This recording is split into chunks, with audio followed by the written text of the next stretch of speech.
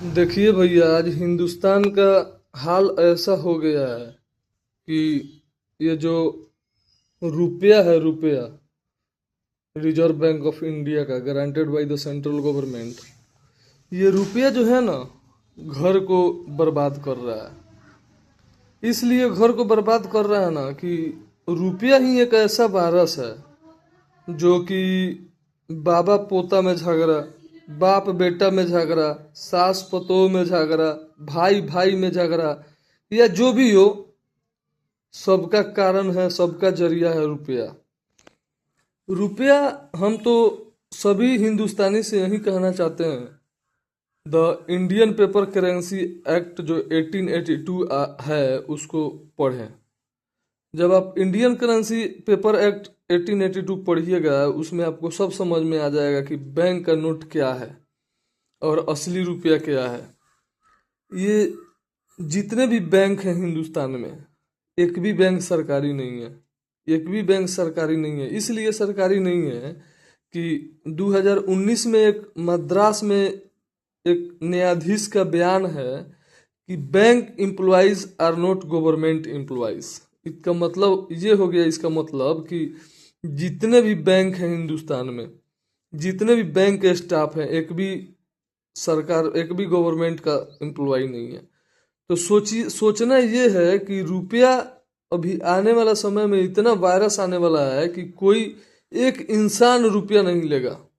इतना रुपया से घिरना हो जाएगा इंसान को कि रुपया तक नहीं लेगा। और ये जितना घर में गृह युद्ध चल रहा है, सबका कारण है रुपया। ये जो बैंक का नोट है, यदि आप बैंक में जाके आप रुपया मांगते हो तो वो लोग बैंक का नोट देता है। बैंक के नोट में ये लिखा रहता है कि मैं धारक को 100 रुपया देने का वचन अदा करता हूँ, मैं धारक को 500 रुपया देने का वचन अदा करता हूँ। ये गवर्नमेंट बोलती है। और रुपये पे क्या लिखा रहता है? The reserve bank of India. नीचे लिखा रहता है granted by the central government. इसका मतलब ये हो गया कि सेंट्रल गवर्नमेंट आपको बोल रहा है कि ये रुपया है, रिजर्व बैंक ऑफ इंडिया का रुपया है, ये सेंट्रल गवर्नमेंट बोल रहा है, जबकि सेंट्रल गवर्नमेंट का संविधान में कोई जिक्र तक नहीं है। हम लोग को इतना गुमराह किया जा रहा है, इतना गुमराह किया जा रहा है। आज तक जितने आदमी रुपया पे बोले, उन सबको मार दिया गया, नहीं तो उनके साथ कंप्रोमाइज कर लिया गया।